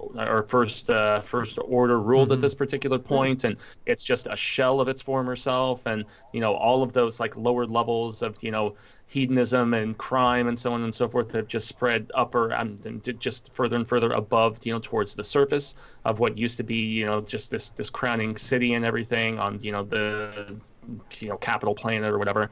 And just I mean, beats with Kylo, the fact that Rose is still around and not completely disregarded. It did feel like more of a natural continuation, even though, yes, Ryan did make some drastic detours. It did feel like a more of an understandable kind of, finale. And unfortunately, Carrie's passing really messed a lot of stuff up. And I know that Colin tried to rewrite the script and Disney wasn't so hot on what he was doing, but he was in place since 2016, to write. And so they had all their scripts in order and they were trying to tie everything together.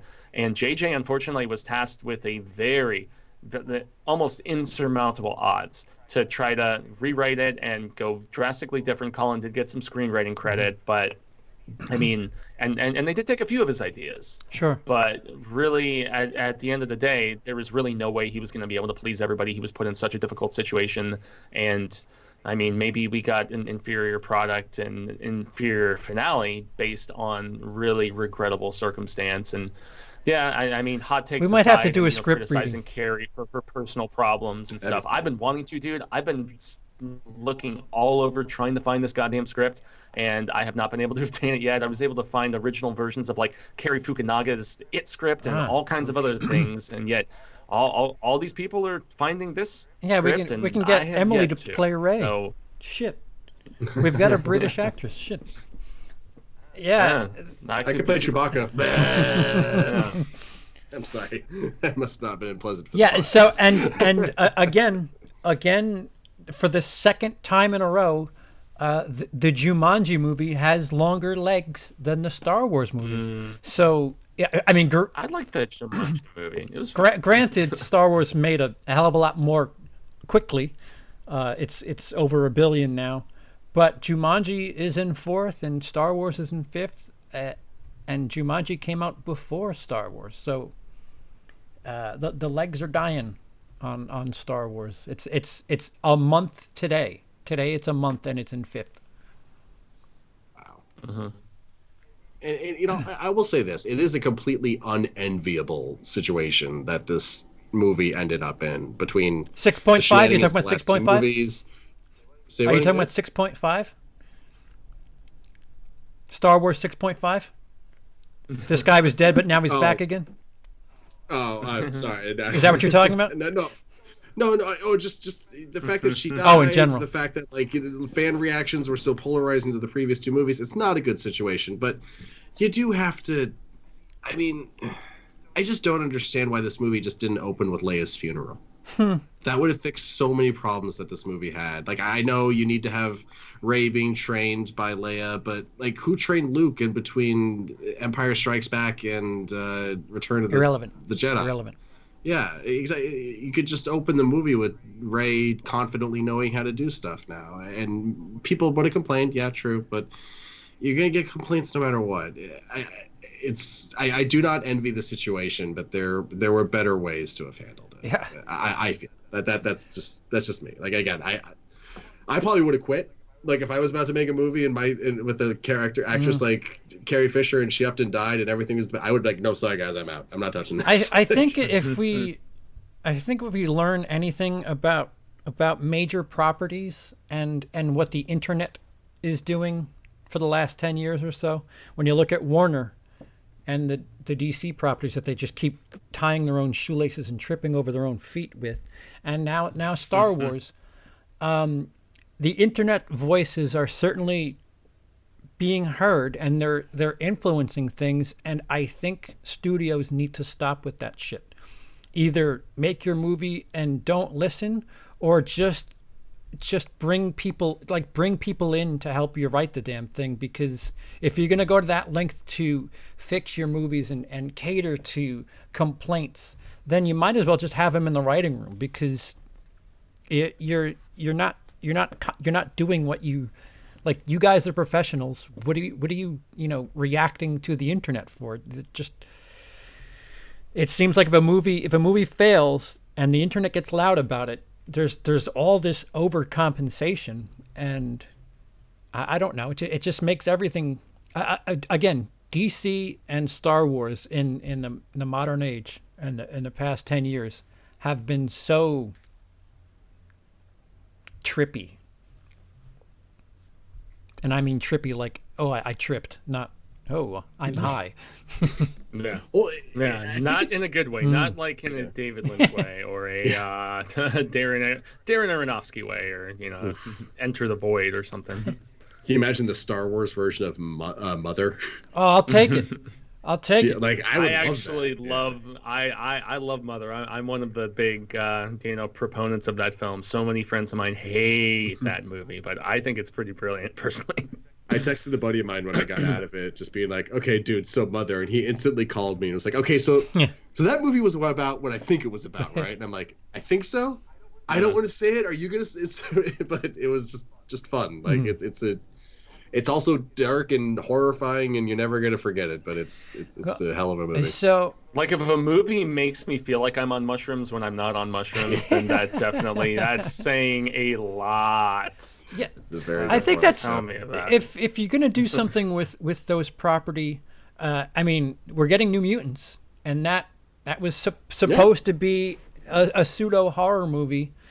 That's the one thing. Supposedly, it still is. That's the one thing you can give Fox, another company that was very famously just tripping over their own feet, and they said, you know what, fuck it, we'll do an R-rated hero movie. We'll do it again. We'll bring Deadpool out, and that's, you know what, I guess that's another one where the internet kind of made that happen. So, Maybe I just Oh, because they leaked that Yeah. footage and stuff, and yeah, everybody was just loving it, and lo and behold, they're like, "Oh yeah, we are going to make that movie." So I guess actually. that counters my original statement, because that was something that the internet made happen, basically.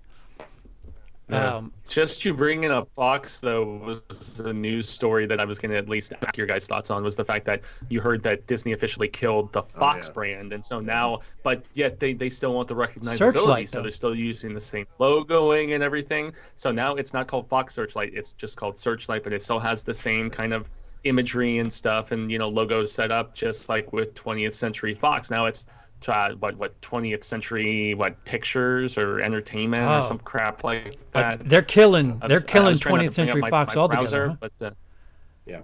well, now it's called 20th Century Pictures or something like that. Isn't it? it's called 20th Century Studios. So we have Searchlight Pictures, and then we have 20th Century Studios, which is actually a little bit of a reassurance, because that does at least kind of confirm that they're going to treat it in almost like a Miramax way, where they're gonna own the studio, but yet still have it kind of functioning independently, which presumably means they can still do R-rated fare. Maybe we will see another R-rated, Predator or Alien movie, because if I never see either of those again, with the way those properties were sent off, it just breaks my heart, because I love those. But so yeah, I mean, maintaining the IP, I guess, was something that was crucial to Disney, as opposed to like a full-on Borg assimilation. They're like, no, we'll allow you to maintain some aspect of, identity and personhood or independence or whatever. So it's just because like the name Fox is just such a synonymous thing in Hollywood. Mm-hmm. Fox News is, we don't need to get into it. Fox News is Fox News, but like Fox, like 20th Century and yet Fox News and Fox Sports and all of those are still, they were independent or like separate from that deal, right? So they're still doing their thing, and nothing's changing there. So yeah. But it's yeah, exactly. Well, okay then. But like, what is the classic? Oh wow, something just happened here. What? Oh, okay, you can still hear me. Yeah. Okay, I thought my internet just crapped out on me. The exact story is long-winded. I'm not going to get into it, but the origins of animation in the West do tie into the origins of Fox as a studio. So it's just kind of sad that Disney, the king of animation, has adopted Fox, which gave birth to Western animation, and they're wiping away the Fox name, which it's just, I mean, it's just corporate monopoly stuff. There's nothing. It's just depressing. Considering we have the closest thing to a monopoly as possible with Disney, I would like to see them take risks. If make an R-rated Star Wars, you have all this space. Something that I read that I don't think they have the official stats on yet, but apparently 2019 might be a down year for the box office. And that really should say a lot when you consider just what Disney put out in 2019. Disney had some tentpole stuff come out in the calendar year 2019, and if this is considered a down year, then that should tell you an awful lot about. Yeah, that doesn't make any sense to me that it's a down year, because I mean, maybe the industry as a whole, right? But Sure. not for Disney. They posted their biggest profits ever. They beat out 16 or 17, whatever was the previous winner. I mean, they have the highest grossing animated film of all time now in Frozen 2, which beat the previous highest animated, which was Frozen. And I mean, between Endgame, Rise of Skywalker, Lion King, and all this other stuff, when we were crunching the numbers a week or two ago, just looking at how they had 8 of the 10 highest grossing films of the year. I mean, if maybe the industry is in decline, but they're still seemingly doing good. But obviously, like you guys were saying, that's not good for the industry as a whole if there's only one big conglomerate making all of the money. And I mean, maybe there's some little horror studios, Universal and their Blumhouse imprint, they make money pretty consistently, but at a much smaller scale, profitable, but not big budget numbers. So Yeah. Brian from Slasher and Suits says Star Wars fell so hard. Nobody's rewatching it like the Joker. Quick note. The Joker pulled in 1.06 billion. Star Wars only been out a month and is 1.02 billion. So I would hold off on that sentiment. It shouldn't be that close. I'll give you that much. But the rewatchability is quite similar. But yeah, I think expectations might have been higher for Disney, and maybe that is something that can be spoken to. That Lion King, Star Wars. I don't know. Did Toy Story 4 underperform? Frozen 2, did they underperform? No, Frozen 2 definitely. I mean, Aladdin certainly overperformed. It had to have. Right. Mm-hmm. Yeah. Dumbo. It was just a. I think Dumbo's the only one that under. Yeah, that one failed pretty bad, unfortunately. But yeah. Yeah, you were a big fan of Dumbo, weren't you? Or the original, right? I adore the original Dumbo, man. And yeah, I mean, it wasn't. This one wasn't bad. I was kind of hopeful with Burton behind the corner, but yet, nonetheless, the fact that it was kind of a pseudo sequel of sorts, and it wasn't a bad film, but I just feel like that property in particular is not one that is going to pop with people like Aladdin or The Lion King or everything that Disney essentially did after their little renaissance in the late 80s, early 90s with stuff like The Little Mermaid and, obviously the aforementioned Aladdin and, Lion King and stuff like that. That's when Disney was really getting back into being in vogue and being mainstream again after missteps in the earlier 80s. Who remembers The Rescuers and like The Black Cauldron and stuff like that, aside from people like us who, speaking for myself, maybe in CP, I always forget how old Lindsey is in comparison. But I mean, I remember when Disney stuff was just kind of, it's all right, But their whole huge resurgence of box office dominance didn't really happen until The Little Mermaid in 88, 89. Yeah, like yeah. That. When I think of Disney, especially for being successful, I would think of them re-releasing Pinocchio, re-releasing Cinderella. Like it was. Snow White, buying the stuff on home media because they're bringing it out of the vault. That was a big deal. Well, the 90s was probably the first decade where it's like, we're getting a lot of new Disney stuff. Lion King, Aladdin, those were all big. Oh yeah. We're getting a live action Mulan this year, which that's right about where I stopped being a Disney kid when Mulan came out. So. Same, yeah. It was like Mulan and Emperor's New Groove and Hercules. When those in the later 90s, Hunchback, were coming out, that was when I was like, I felt like I was like, I'd grown out of Disney, But then it's weird how I circled back, and so I don't know. But that's thanks to Pixar more so than anything else, who left and came back, and we all know the history of that. So. Any other news for the week? I'm 31. What, 31? I'm 31. Okay, oh, happy birthday. You don't even know so what we're it not is. all that far off. Yeah, You have the we're all youthful within spirit, a- sir. I'm 31,000 to be fair. I Yeah. had to say I'm 31. Yeah, we're not quite Brie Larson levels of not know-it-alls. We're not 40-year-old white guys, but not yet. Yeah, the other news stuff was really just sequels that were either announced or, in development. We found out Film 2 is finally happening, but that's more of the horror-centric news. It was something that I was excited about because I loved Stephen Lang's performance in that film, and the fact that a sequel is actually happening, I thought that was kind of dope. Not going to be directed by Fede Alvarez, though. Unfortunately, he's only going to co-script it and be on in a producing role. But the guy he wrote the previous script with and this new one is jumping behind the director's chair, which is kind of cool. So that's going to be happening. Lang is supposedly returning. Edge of Tomorrow 2, an update about that, presumably actually moving forward with a screenplay now. I still never saw that one because Really? I was really off the Tom Cruise. Dude, get on that. I've been really just turned off by Tom Cruise for the last X Keep amount of that years. I haven't seen the last mindset. few Mission Impossible films. No, keep that mindset and watch it. Seriously. But I like Doug Liman a lot. I really like Doug Liman all the way back to Go and Swingers and stuff. I've been a big fan of his for a long time. Dude. And him shifting into action stuff has been cool to see his success, at least. So, yeah, that's one that everybody has told me. They're like, if it was only called Live, Die, Repeat, Which it was for a bit. I've heard Emily Blunt is badass in that film.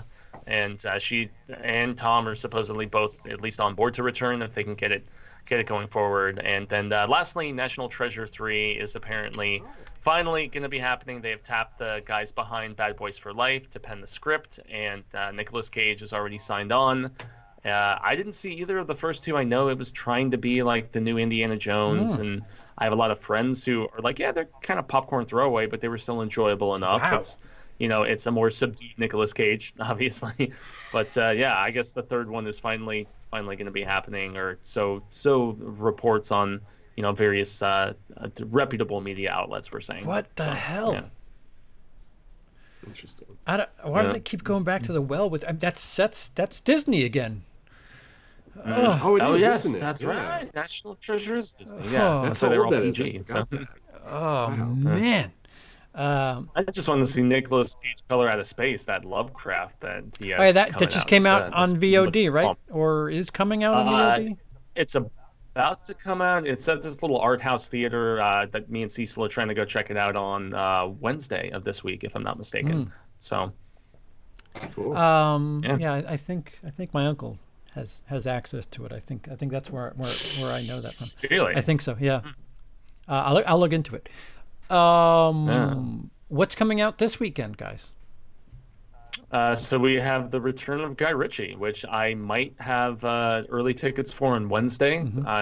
I think the trailers look great. I mean, Charlie Hunnam, I think that's his name, dude from Sons of Anarchy, right? Yep. But you've got Hugh Grant, you've got Matt McConaughey. I have just always loved when Guy Ritchie does these kind of like, I don't like American gangster stuff very much, but for whatever reason, the Brit gangster shizzle I find so hilarious. Whether it's, Layer Cake was done by his, protege, but Rock and Rolla and Snatch and Lock, Stock and all of these different films that he's done, I just dig it, man. And seeing him return to that after doing like the King Arthur movie with Jude Law and a few other people, and obviously Aladdin most recently. Yeah. I'm stoked to see him go back to like hard R, like dark British comedic crime craziness like this. And yeah, that's one that I'm very stoked for. And then we also have The Turning, which is that newest adaptation of The Turning of the Shrew, which has Mackenzie Davis, who I am a big fan of. She was the best part, in my opinion, of that last Terminator film. She's done some great indie work, including Tully. Lizzie Gets the Fuck Across Town or something like that was a film that she did last year that a lot of people were big fans of. Just little indie, just kind of darker comedy of sorts, where she's trying to stop her like past boyfriend from getting married. And yeah, she's great. She plays this nanny who comes in to watch over these couple kids who are super creepy. One of which is Finn Wolfhard from Stranger Things, the upcoming Ghostbusters. It's good to see him in something that's not 80s That kid's in themed. like everything. Yeah, exactly. So what was the title of the Guy Ritchie one again? The Englishman? It's called The The Gentleman. Gentleman. Do we think there's competition for number one? Bad Boys is going to repeat. I would probably guess, right? Yeah, I don't think either of these are crack. They're more niche films. One's a smaller horror film that'll probably do like maybe 10, 15 maybe. But honestly, Bad Boys, especially if the word of mouth continues to be as good as it is, it might only see like 20-30% dip. So I was just that's about to say, there's a good chance it's not going to fall 50%. It could be like in the 40 range. Well, the other thing is too that we have to remember that this weekend was a 4-day, so Sunday night played like a Saturday. So if true. people, I mean, you should cut one of the days off and take today's grosses and take a 3-day from that, and then figure out where it's going to drop off, because it seemed to average 20 a day, and then today's 10. So. I don't know, cut 50 in half? So 25 like million? 25 to 35. Yeah. That's pretty healthy and hard to beat in January. The Bad Boys name, I think, has some sort of, obviously has some sort of recognition, because I don't think of the marketing when I thought of that movie. I saw little bits of it and I was like, ooh, January. I don't know about that. But here we are. It did quite well. When everybody I spoke to had no sort of mojo whatsoever for that movie, and Cody swears by it. He's I don't know. I know he just put up a review as we went live, so I haven't seen it yet, but he was discussing that it may be his favorite Bad Boys movie, and that's something to say, because Bad Boys was quite good, and Bad Boys 2, if not for Hot Fuzz making me take another look at it, I quite enjoy Bad Boys 2 for whatever the hell it is, and thank you. It is so ridiculously stylistic. Oh yeah. Since I'd never watched it before, like I mentioned earlier in the bit here with everybody, I was just like, my God, some of the bullet shots of stuff like going through, like the slow-mo stuff that Bay does in that movie with going through all the different bottles and then busting through people's heads, and it's very unapologetically violent and kind of anti-LGBTQ a little bit with some. It's a 15-year-old movie stuff. Like it's really it seems very sophomoric in a lot of ways. It's such a D-gaff movie. It does not give a it does not care for anything. It's unapologetic in every aspect. Michael Bay's stuff is kind of like that anyway, though. Even The Rock was kind of watch. I love The I Rock. do too. That's his best movie, so good. I do too. Yeah, that's his best one. His stuff is a little, I mean, Pearl Harbor missed the mark.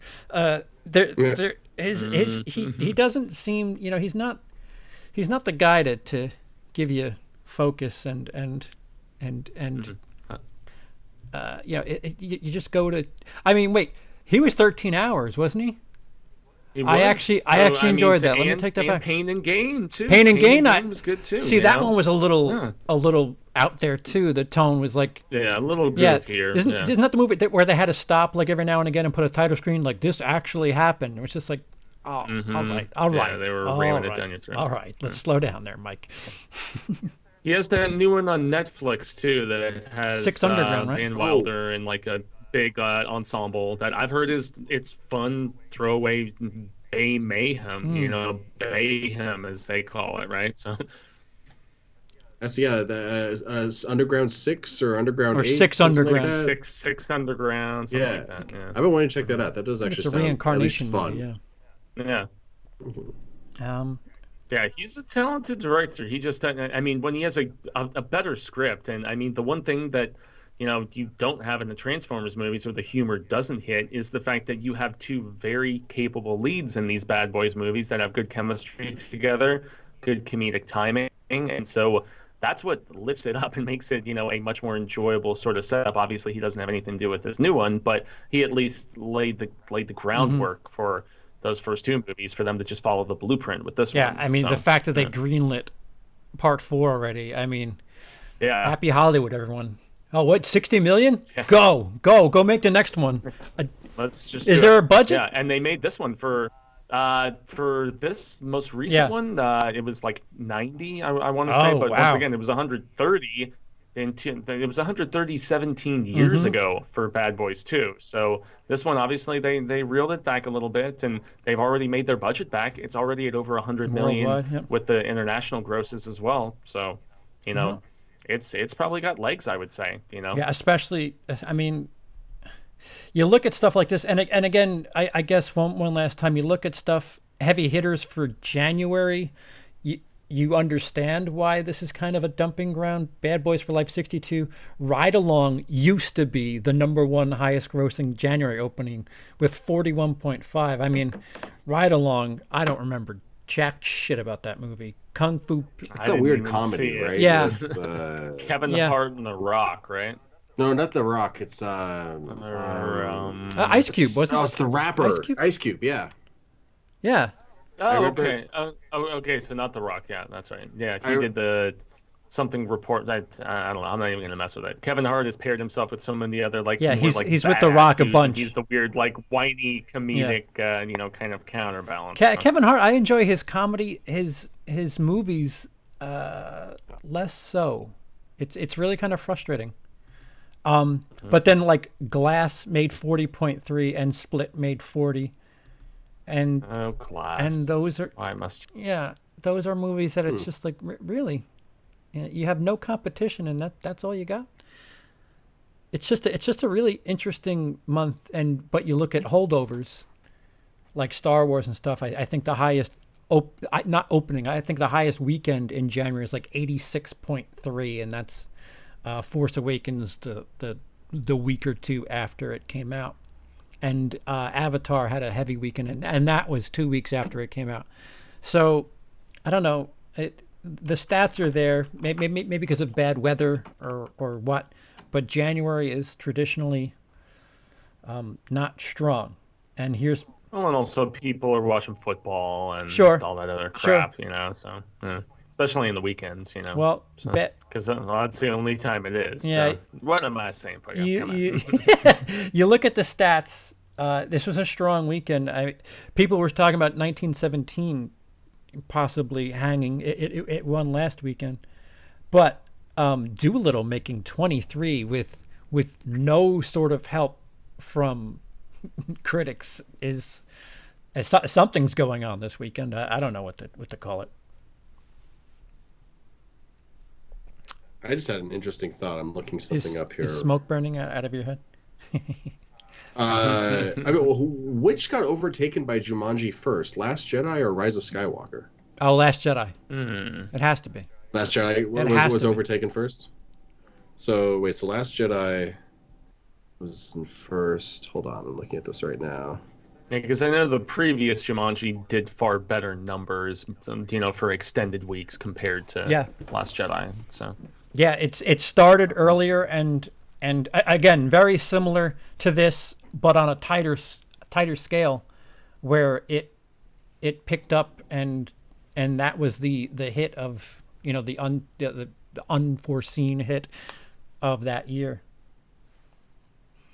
And then, so it was wow, yeah, I guess it was faster because Jumanji just overtook Rise of Skywalker. You said, yeah, just this past weekend. Yeah, so it took 3 weeks for okay, so about a week and a half faster. That's interesting. Huh.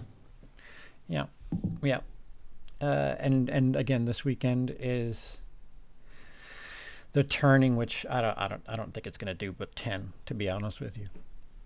10 sounds about right for a horror movie right about now.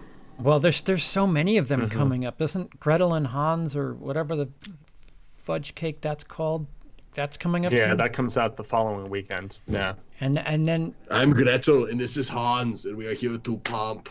You are well the big I think the big little girly man. I think Bad Boys is going to, I think it's going to hold until Harley Quinn, which is February 7th. In which I did see has the R-rated confirmation.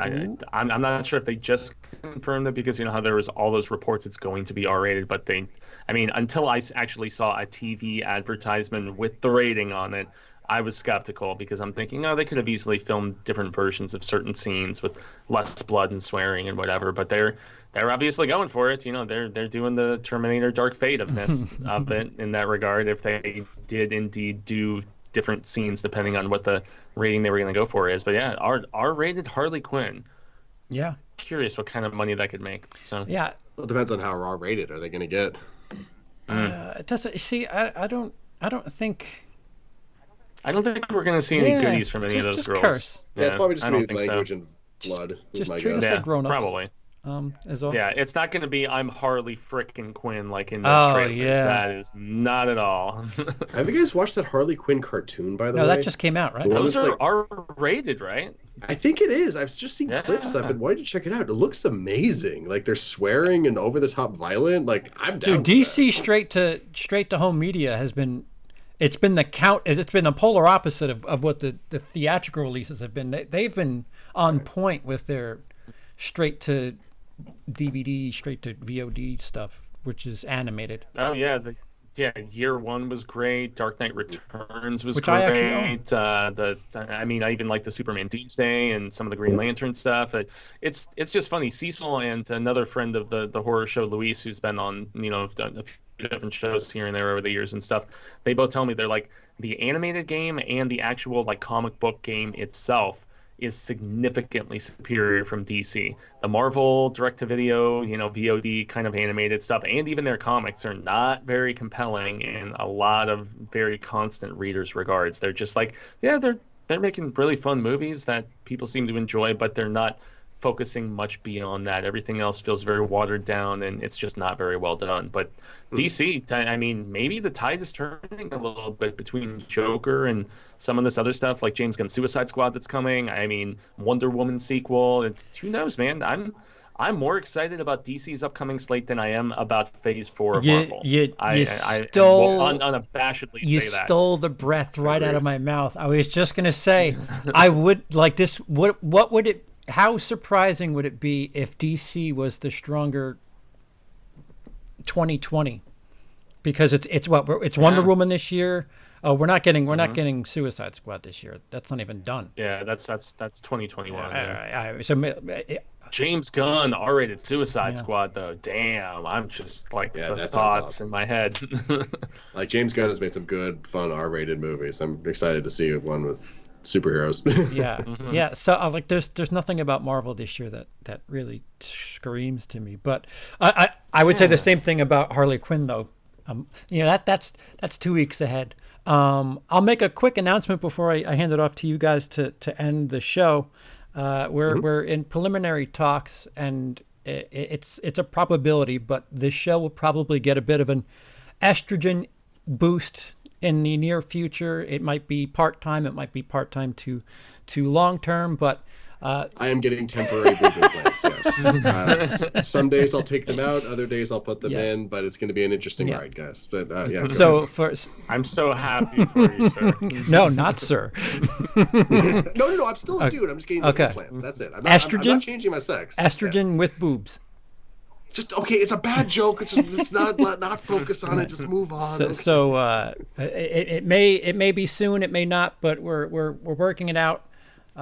We'll have another voice, not just three white guys. So in the future, we'll have a temporary to part full-time fourth member. So be on the lookout for that. Nice. With that said, Lindsey, you got anything you're Nothing on my channel, but on YouTube, there's if you look up Monster Punchers, me and a bunch of friends made a dorky thing about us going around punching ghosts and stuff. It's sounds intriguing. It's dorky as hell, but it's super fun. All right, Fuego. Oh man, lots of stuff as always. This past weekend, I did a Hail to Stephen King video lamenting the demise of the Dark Tower television series that had been worked on for a few years in Amazon, and it went to pilot, but was not picked up for full series, so that's one thing. Also, Cecil and I are gearing up for all kinds of Lock and Key coverage, the comics, the upcoming Netflix series, which we're super stoked about, so that's another thing. And Alan and Fuego Entertainment, my personal channel, I put up my 1917 review on Wednesday, which I'm rebranding as Star Wars Wednesday. I've got my Tarkin novel review coming up, and I've been putting together a Cats review for a little while now, because it's essentially it's gonna have some cuts to other things. It's not gonna be monetizable, and I'm hoping it doesn't get taken down. But it's got some clips from various different things, including Team America, when you guys talked about Pearl Harbor sucks and I miss you, and why does Michael Bay get to keep making movies? I was thinking about my boys Trey and Matt, and so it's the Cats review, and my just discourse on that is coming this week as well. So and here on the home front, I put up another painfully watched movie, Caligula, the next in the Who Would Like That series. I watched that, and Bob Guccione, the Penthouse guy. Yeah, a bit of a warning. You don't want to watch that review at work is the best thing I can tell you, because I do have clips in it, believe it or not, and somehow it made it through. So it's that was my first cut, and I showed it to patrons saying, "All right, guys, this may not be the edit that ends up on the channel, but it's pretty close to what my first edit was." So it didn't have to trim too much at all, actually. So there's that. That's always feels so good. A Malcolm McDowell performance that's actually really not good. Not terrible, right? There's quotes from that have shown up in like death metal albums from Sweden, where they're like, "He's a god now," like one of his little speeches that he has at one particular point. It's on this Arch Enemy record that I always think of. So Anyway. Yeah. Also, the misses, you may want to just think about throwing a $1 Patreon on Emily's channel, Emily's Adventures in Harlan. She just put up a 17-minute video, an essay-themed video for her patrons only, and I saw it, and it frustrates me that it's not available for audiences. She really put a lot of work into it, and it's worth the $1 is the best thing I can tell you. It's a study on. Can you? Yeah, it. I was going to say if you can divulge subject matter. It's about It Chapter 2, and the gay theme of It Chapter 2, and she, without spoiling anything, she goes into that at length for about 17 minutes. And had she read the book?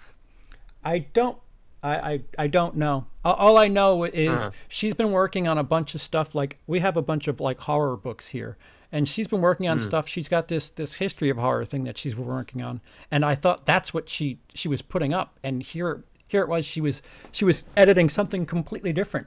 I was expecting this history of horror video, and nope, she was doing like the amount of stuff that she has like in pre-production is.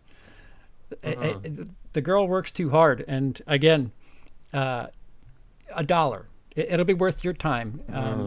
Well, you have like significantly piqued my interest, man, because I mean, well, me and Cy King and everything, and if it's about the Adrian Mellon stuff, I would be really curious about a different perspective on all that. So. Yeah, I was about to say, it's like hitting the Stephen King button for. Oh yeah, well, it's more the gay themes of it's It Chapter 2. My spider senses are tingling. Yeah. Okay, so like some of the subtext with yeah, obviously Tater's character, and that's not in the original book, but it was interesting, like some of the turns that they took, between him and the grown-up. Anyway, no, it's I actually really like It Chapter 2. A lot of people aren't fans, but I like it a lot. Yeah, it's like I said, if what is it? Loquisha is $2 right now on Amazon. I'm telling you, you get to save 60 minutes, and it's a better time than Loquisha. I promise you that for half the price. I was about to say, and it saves you $1. Like. Yeah, you get $1 back and a whole hour back. So there's that. And you can put on your gravestone, I've never seen Loquisha. Yeah. Yeah. Unlike me, who's seen it twice. Yeah. The most important proclamation to make in death is I never watched yeah, and I don't know what else is coming. Here, my list should be up soon. Other than that, we'll probably see you again, whether it's us three or us three and another. You'll have to tune in to see it. But until next time, America, we will see you next time.